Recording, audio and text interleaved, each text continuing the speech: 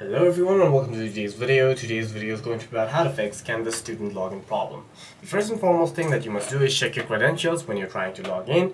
If you are not able to sign in even with the current credentials, what you can do is switch between your Wi-Fi and mobile data to make sure that you have a stable connection. Also toggle airplane mode on and off on your device to reset any network problems. The other thing that you can do is head over to settings on your device, tap on apps, tap on Google Chrome, tap on storage and cache, and then clear the storage and cache of Google Chrome and try again, as corrupt cache may also be sometimes causing the problem.